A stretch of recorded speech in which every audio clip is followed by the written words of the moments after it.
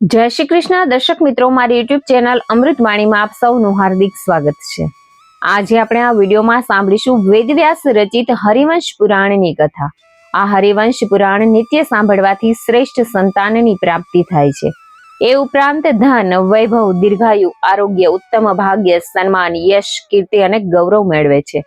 હરિવંશ પુરાણનું શ્રવણ કરી મનુષ્ય 10 આગલા અને 10 પાછલા સર્વે પિતૃઓનો ઉદ્ધાર કરે છે, જેના શ્રવણ માત્રથી મનુષ્ય સર્વે પાપોમાંથી મુક્ત થાય છે। પુત્ર વિનાના ને પુત્ર, નિર્ધન ને ધનની પ્રાપ્તિ થાય છે। નરમેઘ અને યશ્વમેઘ યજ્ઞો કરવાથી મનુષ્યને જે ફળની પ્રાપ્તિ થાય છે તેને તે પામે છે। હરિવંશ પુરાણ બહુ મોટું હોવાથી તેને આપણે વિભાગોમાં વિભાજિત કરીશું। જો આપને મારો વિડીયો પસંદ આવે તો ચેનલને લાઈક, શેર અને સબસ્ક્રાઇબ કરો, જેથી નવા આવનારા વિડીયોના નોટિફિકેશન તમને મળતા રહે અને મારા વિડીયો આપ સુધી તુરંત પહોંચી શકે।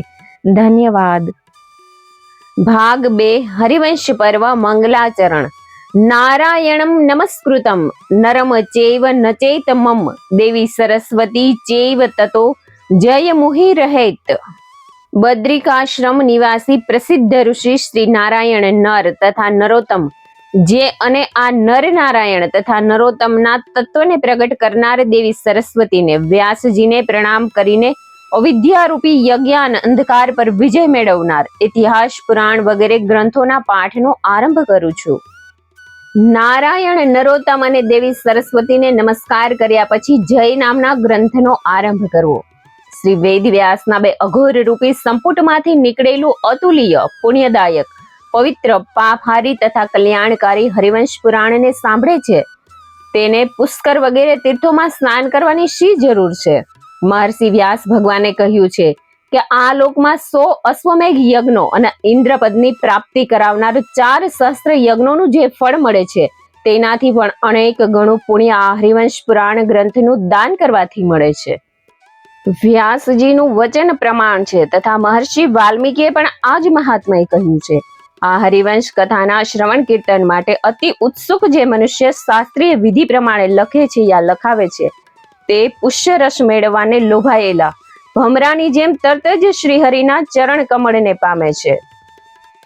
વિદ્વાનો જેમને બ્રહ્માજીથી પૂર્વે 6ઠી પેઢીના કહે છે તે અખૂટ પોઢારૂપ ઐશ્વર્યયુક્ત છે, જે શ્રી નારાયણના અંશથી જન્મેલા છે, જેમને સુખદેવજી જ માત્ર એક પુત્ર છે અને જે વેદશાસ્ત્રોના જ્ઞાનના મોટા ભંડાર સમાન છે, તે મહર્ષિ વ્યાસજીને હું 2 હાથ જોડીને પ્રણામ કરું છું। આદિ સર્ગનું વર્ણન। આદ્ય પુરુષ મિશાનમ પુરુહૂતમ પૃષ્ઠતમ ઋતમેકાક્ષરમ બ્રહ્મ વ્યક્તા વ્યક્તમ સનાનમ। હે રાજન, જે કોઈ મનુષ્ય આ કથાને હૃદયમાં ધારણ કરે અથવા અનેક વાર સાંભળે તે આ લોકમાં પોતાના વંશને સ્થિર કરીને સ્વર્ગલોકમાં સ્થાન મેળવે છે, જે અવ્યક્ત તથા અસ્પષ્ટ કારણ છે, નિત્ય છે, કાર્ય કારણ રૂપ હોય, પ્રધાન અને પુરુષ બંને રૂપ છે અને ઈશ્વર છે। તેણે જે આ વિશ્વનું નિર્માણ કર્યું છે, પ્રકૃતિથી મહત્વ, મહત્વથી અહંકાર અને અહંકારથી સર્વે ભૂતો અને તેમાંથી પંચ મહાભૂતો અને અન્ય પ્રાણીઓ પેદા થયા છે। અનાદિકાળથી આ પ્રવાહ ચાલતો આવે છે અને એમ આ સનાતન પૃથ્વી થઈ છે। આ સૃષ્ટિના વિસ્તાર રૂપ જુદી જુદી વંશ શાખા, પ્રશાખાઓ જે મેં મારા પૂજ્ય ગુરુવર પાસેથી સાંભળી છે તેનું મારી બુદ્ધિ પ્રમાણે વર્ણન સંભળાવું છું।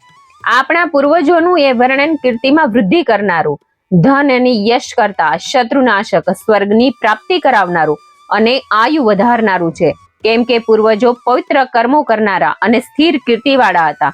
છેક યાદવ વંશ સુધીની કથા હું તમને કહું છું, કારણ કે તે કહેવાને હું સમર્થ છું। સૂક્ષ્મ ભૂતોની સૃષ્ટિ પછી જુદી જુદી પ્રજાનું સર્જન કરવા ઈચ્છતા સ્વયંભૂ ભગવાને પ્રથમ તો પોતાની દેવી શક્તિથી પાણીનું સર્જન કરી તેમાં બ્રહ્માંડ સર્જવાનું સામર્થ્ય આપ્યું। ભગવાનની શક્તિના આધાર રૂપ ધરતું વિશાળ સુવર્ણના રંગ જેવા રંગનું એક ઈંડું પ્રગટ થયું। તે ઘણા સમય સુધી પાણીમાં રહ્યું અને તેમાંથી સ્વયંભૂ બ્રહ્મા પ્રગટ થયા। એ પાણી નાર કહેવાયું, કેમ કે પરમેશ્વર નરનું સંતાન છે। એ નાર પરમેશ્વરનું આશ્રય સ્થાન બનવાથી નારાયણ કહેવાયા। ભગવાને તે ઈંડામાં 1 વર્ષ સુધી નિવાસ કર્યો। પછી તેમણે બ્રહ્માંડના 2 ભાગ કર્યા। તેના ઉપરનો ભાગ સ્વર્ગ થયો અને નીચેનો ભાગ પૃથ્વી। બંનેની વચ્ચે પોલાણના ભાગને આકાશ રૂપે સર્જ્યું। પૃથ્વી અને દશે દિશાને પાણી ઉપર તરતી કરી। તે બ્રહ્માંડમાં કાળ, મન, વાણી, કામ, ક્રોધ, રતિ વગેરે પેદા કર્યા. પછી તે બ્રહ્માંડ જેવી જ અન્ય સૃષ્ટિનું સર્જન કરવાની ઈચ્છાથી બ્રહ્માએ નીચેના 7 પ્રજાતિઓ અત્રિ, અંગિરા, મરીચી, પુલહ, પુલત્સ્ય, ક્રતુ અને વશિષ્ઠ માનસ પુત્રોને સર્જ્યા હતા. પુરાણોમાં આ 7 બ્રહ્મા નિશ્ચિત કરવામાં આવ્યા છે. તેમણે નારાયણમાં મન રાખીને બ્રહ્માના પુત્રોની સૃષ્ટિરૂપ થયા. ત્યાર પછી રુદ્ર પ્રગટ કર્યા. રુદ્ર બ્રહ્માના રોષમાંથી પ્રગટ થયા છે. ત્યાર પછી સનત કુમારોને ઉત્પન્ન કર્યા. હે રાજન, સ્કંદ, સનક, સનાતન, નારદ અને સનવતન આ બ્રહ્મચર્ય પાડીને રહ્યા. આથી તેમણે સૃષ્ટિમાં વધારો કર્યો નહીં. 7 મહર્ષિઓએ વિશાળ વંશવેલો વધાર્યો અને તેમના વંશજો મહાન ઋષિઓ થઈ ગયા. બ્રહ્માએ વિદ્યુત, અશનિ, રોહિત, મેઘો, ઇન્દ્રધનુષ, પક્ષીઓ અને પુરુષ દેવોને પણ પેદા કર્યા. ત્યારબાદ બ્રહ્માએ યજ્ઞોની સિદ્ધિ માટે ઋગ્વેદ, યજુર્વેદ અને સામવેદનું નિર્માણ કર્યું. ત્યારબાદ બ્રહ્માએ પોતાના મુખમાંથી દેવો તથા પિતૃઓને, છાતીમાંથી મનુષ્યોને, જનનેન્દ્રિયમાંથી અસુરોને અને જાંઘમાંથી સાધ્ય દેવોને ઉત્પન્ન કર્યા. આ રીતે બ્રહ્માએ ઉચ્ચ અને સામાન્ય કોટીના ઘણા જીવોને ઉત્પન્ન કર્યા, પણ તેનાથી પ્રજા આગળ વધી નહીં. અંતે બ્રહ્માએ પોતાના દેહના 2 ભાગ કર્યા. એક ભાગમાંથી પુરુષ અને બીજા ભાગમાંથી શત્રુપા સ્ત્રી થયા.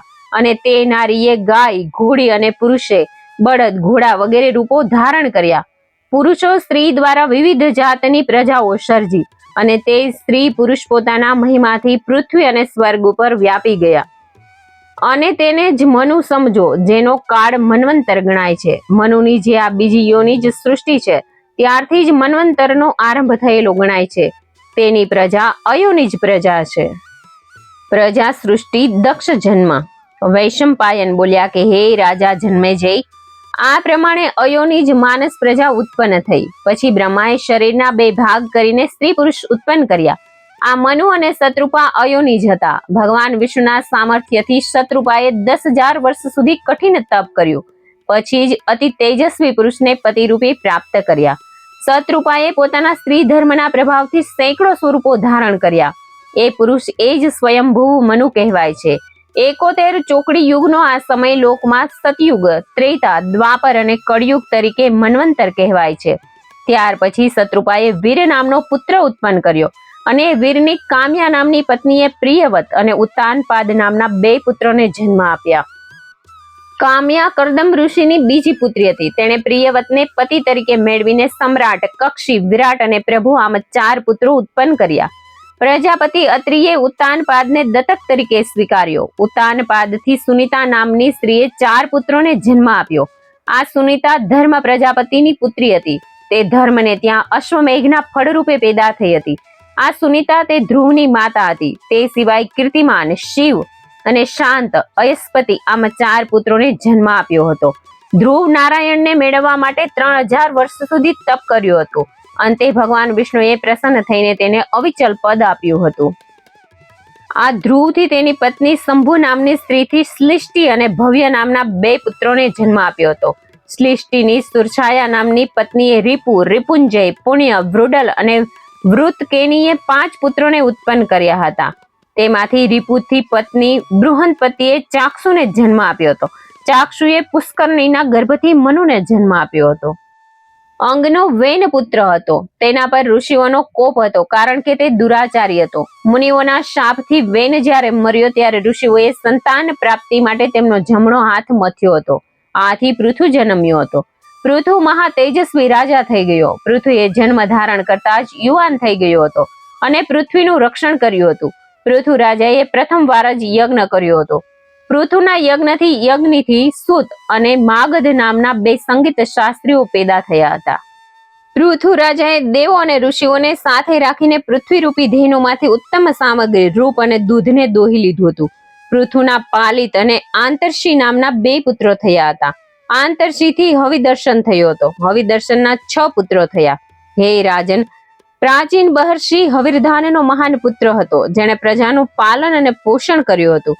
પ્રાચીન બહર્ષિએ પાણીમાં ઘોર તપ કર્યા પછી સમુદ્ર પુત્રી સાથે લગ્ન કર્યા હતા. તેનાથી સવર્ણાએ 10 પુત્રોને જન્મ આપ્યો હતો. તે 10 પુત્રોના એક જ નામ પ્રચેતા હતા.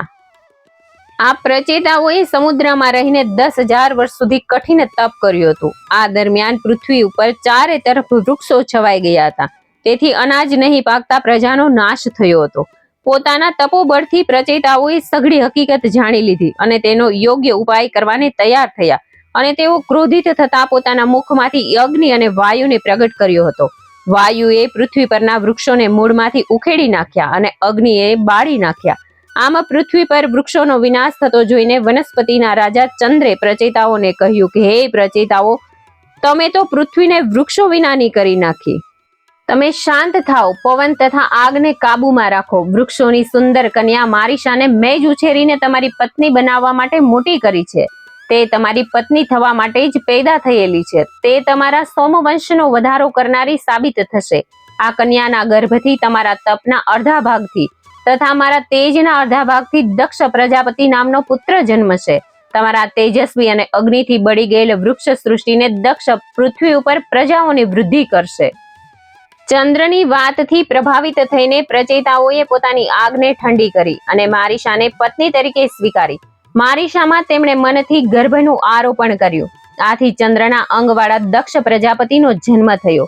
ચંદ્રવંશને વધારનારા પુત્રો તેણે ઉત્પન્ન કર્યા અને સ્થાવર જંગમ 2 પગા ચોપગા પ્રાણીઓનો મનથી વિચાર કર્યા બાદ પોતાના સંકલ્પ બળથી 60 કન્યાઓ ઉત્પન્ન કરી. પ્રજાપતિ દક્ષે તેમાંથી પોતાની 10 કન્યાઓ પ્રજાપતિ ધર્મને, કશ્યપને 13 અને બાકીની 27 નક્ષત્ર નામની કન્યાઓ ચંદ્રને આપી. તે બધી કન્યાઓથી દેવો, વિદ્યાધરો, દૈત્ય, દાનવ, ગંધર્વો, અપ્સરાઓ, પક્ષીઓ, સર્પો અને બીજી જાતિઓના પ્રાણીઓ ઉત્પન્ન થયા. હે રાજન, ત્યારથી જ પ્રજાઓ મૈથુનથી ઉત્પન્ન થવા માંડી હતી.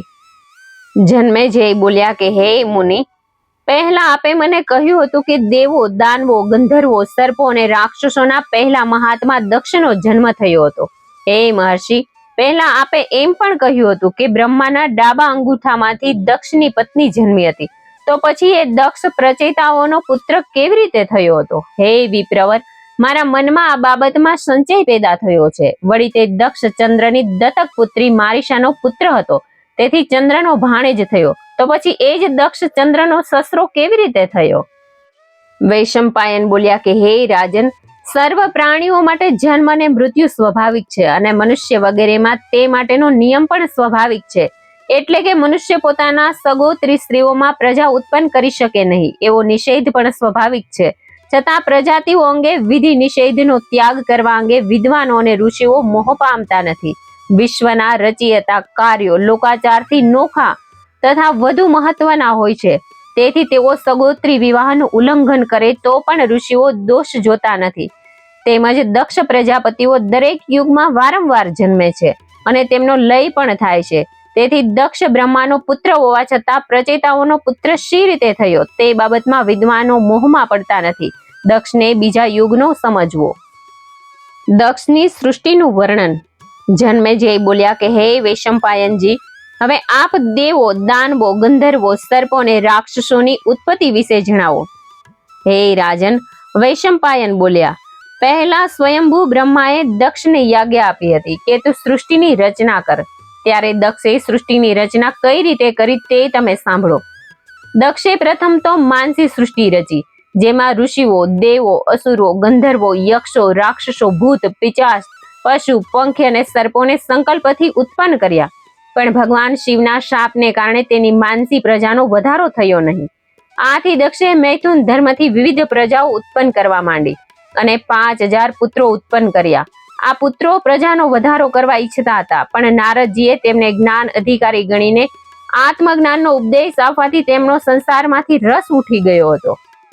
આથી કશ્યપ ઋષિને નારદજીના દક્ષનો શાપ થશે એવો ભય લાગ્યો. કશ્યપે નારદજીને દક્ષની પત્નીની બહેનથી જ ઉત્પન્ન કર્યા. આમ તો નારદ બ્રહ્માના માનસપુત્ર તરીકે પ્રથમ જન્મ્યા હતા, પણ પાછળથી કશ્યપ મુનિએ નારદજીને પોતાના પિતા બ્રહ્માની જેમ જ ઉત્પન્ન કર્યા હતા. જ્યારે પુત્રો નારદજીના કહેવાથી સંસાર ધર્મ છોડીને તપ કરવા ચાલ્યા ગયા હતા, ત્યારે દક્ષ નારદને શાપ આપીને નાશ કરવા તૈયાર થયા. ત્યારે બ્રહ્માએ દક્ષને તેમ નહીં કરવાની અરજ કરી.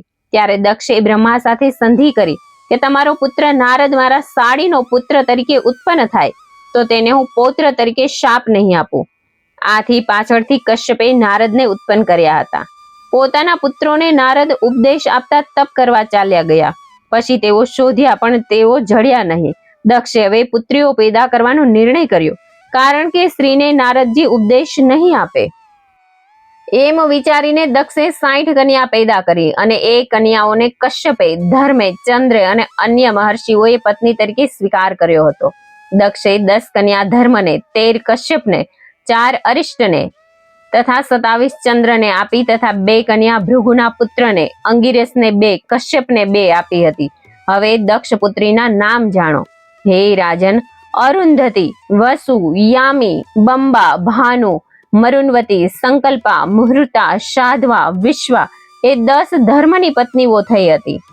તે પુત્રીઓના પુત્રોના નામ પણ જાણો. વિશ્વના પુત્રો વિશ્વે, દેવાસાધ્યના પુત્રો સાધ્વદેવો, મરુત્વનીના મરુત્વદેવ, ભાનુના પુત્ર ભાનુ 12 સૂર્યો, મુહૂર્તાના મુહૂર્તનો, કાળના દેવો ક્ષણ, લવ વગેરે, લંબાના પુત્ર મંત્રાભિમાની ઘોષય, યામિનીના પુત્રી નાગવી અને અરુંધતીના પૃથ્વીમાં પશુ, ઘી, ઔષધ વગેરે જે છે તે બધું ઉત્પન્ન થયું. સંકલ્પાથી સર્વમાં રહેનાર સર્વાત્મા થયા. યામિનીના નાગવીથી કાળાંતરે ફળ આપનાર તથા વર્ષા વરસાવનાર ધર્મ તથા ઈશ્વરનો આશ્રય કરનાર વૃષલંબા નામના દેવતા ઉત્પન્ન થયા.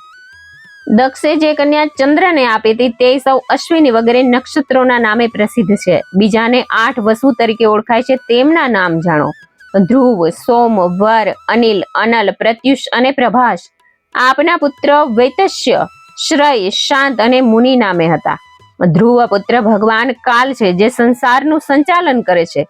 સોમ પુત્ર વર્યશ છે, જેનાથી મનુષ્ય વર્ચસ્વી થાય છે. ઘરના 2 પુત્રો દક્ષિણ અને હુતહલ્ય વશ, જેની બીજી સ્ત્રી મનોહારથી શિશિર પ્રાણ અને રમણ થયા. અનિલની પત્ની શિવાથી મનોજવ અને એ પશુનો જ અવિજ્ઞાત જાતિ પુત્ર એમ 2 પુત્ર. અનલનો પુત્ર સ્કંદ તથા કાર્તિકેય, જે ઘાસના ગુચ્છામાં જન્મ્યો, અને તેના પછી જન્મેલા શાખ, વિશાખ અને નેગમેવ અગ્નિના 3 પુત્રો છે. કુમારી કૃતિકા તારાઓના સંતાન તરીકે હોવાથી કાર્તિકેય કહેવાય છે. અગ્નિએ પોતાના તેજના 4થા ભાગથી કુમારને ઉત્પન્ન કર્યો. પ્રત્યુષનો પુત્ર ઋષિ અને દેવળના નામે ઓળખાય છે. એ દેવતાના 2 પુત્રો ક્ષમાવાન અને તપસ્વી થયા, જેમના પુત્ર બૃહસ્પતિ અને તેની બહેન બ્રહ્મચારિણી અનાશક્ત થઈ પૃથ્વી ઉપર વિચરતી હતી. 8મા વસુ પ્રભાસની પત્ની થઈ અને તેના મહાભાગ્યવાન વિશ્વકર્મા જન્મ્યા હતા અને તેઓ દેવોના શિલ્પી ગણાય છે. દક્ષે કશ્યપ ઋષિને 13 કન્યાઓ આપી. તેમાંની એક સુરભીના સંતાનનું વર્ણન આ પ્રમાણે છે. મહાદેવના તપથી સુરભીએ કશ્યપ મુનિ દ્વારા 11 રુદ્રોને ઉત્પન્ન કર્યા હતા. કશ્યપની પત્નીઓના નામ આ મુજબ છે: અદિતિ, દતુ, દિતિ, સુરસા, અરિષ્ટા, ખસા, સુરભી, તામ્રા, વિનિતા, ઈરા, ક્રોધવશા, મુનિ અને કદ્રુ તે સઘળાનો વંશજ 33 દેવગણો, 8 વસુ, 11 રુદ્રો, 12 આદિત્યો.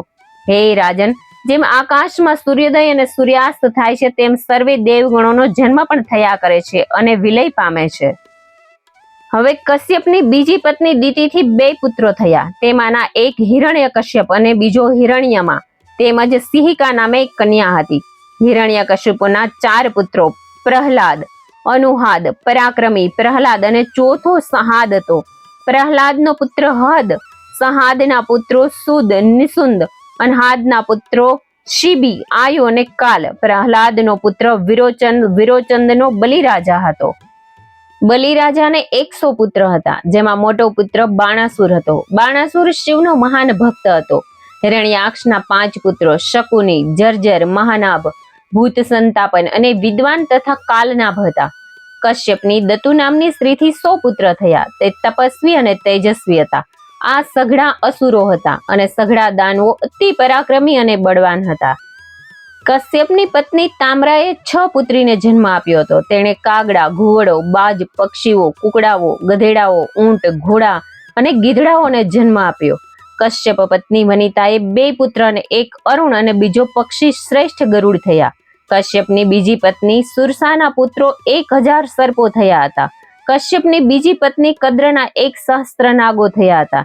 તેમાં શૈશ, તક્ષક, વાસુકી વગેરે હતા. અને તેમના પુત્ર પૌત્રોને ગરુડે મારી નાખ્યા હતા. કશ્યપની પત્ની ધરાથી જળચર પક્ષી તથા જમીન પરના અનેક પક્ષીઓ થયા હતા તથા સુરભીએ ગાયો, બળદ, ભેંસો અને પાડાઓને જન્મ આપ્યો હતો. કશ્યપની ઈરા નામની પત્નીએ વૃક્ષો, લતાઓ, વેલાઓ તથા ઘાસની તમામ જાતિઓ પેદા કરી હતી. ખસાએ અપ્સરાઓને ઉત્પન્ન કરી હતી. કશ્યપની અરિષ્ટાએ ગંધર્વોને જન્મ આપ્યો હતો. આ સઘળી કશ્યપનો વંશ ગણાય છે. વૈવસ્તવ મન્વંતરમાં કેટલાક સમય બાદ દેવો અને દાનવોનું ભયાનક યુદ્ધ થયું હતું. તેમાં દિતિના ઘણા પુત્રો માર્યા ગયા હતા, જે પરાક્રમી દાનવો હતા. ત્યારે દિતિએ કશ્યપની ખૂબ સેવા કરીને પ્રસન્ન કરીને વરદાન મેળવ્યું હતું કે ઇન્દ્રનો નાશ કરે એવા અમાપ બળવાળો સમર્થ પુત્ર મેળવવાનું કશ્યપને વરદાન આપવાનું કહ્યું હતું. ત્યારે તથાસ્તુ કહીને કશ્યપે તેની ઈચ્છા પૂરી કરી હતી. પણ વરદાન આપ્યા પછી યોગ સારો ન હોવાથી કશ્યપે દિતિને કહ્યું હતું કે તને એવો પરાક્રમી પુત્ર તો થશે, પણ જો તું એક વ્રત પાડીશ તો પૂરા 100 વર્ષ પર્યંત તું ગર્ભ ધારણ કરીશ. આથી એ દરમિયાન વ્રત પરાયણ રહીશ તો જ તારો પુત્ર ઇન્દ્રને મારી શકશે. દિતિએ આ વ્રત ચાલુ કર્યું. કશ્યપ તપ કરવાને ચાલ્યા ગયા. બીજી બાજુ પોતાને મારવાનું કાવતરું ઘડાઈ રહેલું જોઈને ઇન્દ્રએ દિતિનું વ્રત કઈ રીતે ખંડિત થાય તેની રાહ જોવા લાગ્યો. 100 વર્ષ પૂરા થવામાં થોડી વાર હતી ત્યારે દિતિનું વ્રત ખંડિત કરવાની તક મળી ગઈ. એકવાર દિતિ સૂતા પહેલા પગ ધોવા જોઈએ એ વાત ભૂલી ગઈ અને સૂઈ ગઈ. ઇન્દ્રે પોતાની માયાથી તેને ઘોર નિંદ્રામાં ઘેરી દીધી. પછી તરત જ ઇન્દ્ર તેના પેટમાં પેસી જઈને પોતાના વજ્રથી દિતિના ગર્ભના 7 ટુકડા કરી નાખ્યા. આથી તે 7 ટુકડા રુદન કરવા લાગ્યા. ત્યારે ઇન્દ્રે રોષે ભરાઈને 7 ટુકડાના 7 ટુકડા કરી દીધા. આમ 49 ટુકડાઓ મરુત નામે દેવો થયા અને આ બધા મરુત દેવો ઇન્દ્રની રક્ષા કરે છે. હે રાજન, દેવોનો શ્રેષ્ઠ સમૂહ ઇન્દ્રે શોભાવ્યો છે. તે પછી ઇન્દ્રે એક પ્રજાપતિ સ્થાપિત કર્યો. ઇન્દ્રે પ્રથમ પૃથુને રાજ્ય અર્પણ કર્યું, પછી ક્રમશઃ રાજા થયા. આ મરુત કથાનું એક ચિત્તે શ્રવણ કરે છે તો તેને આ લોકમાં ફરી આવવાની જરૂરત રહેતી નથી. તો પછી પરલોકનો ભય તો ક્યાંથી જ હોય, અર્થાત તેને જરૂર મોક્ષ પ્રાપ્ત થાય છે. ઇતિ શ્રી હરિવંશ પુરાણમાં દક્ષની સૃષ્ટિનું વર્ણન સમાપ્ત. જય શ્રી કૃષ્ણ. જય શ્રી વિષ્ણુ ભગવાન. આગળના વિડીયોમાં આપણે પૃથુ રાજાનું આખ્યાન સાંભળીશું. મને સાંભળવા માટે ધન્યવાદ.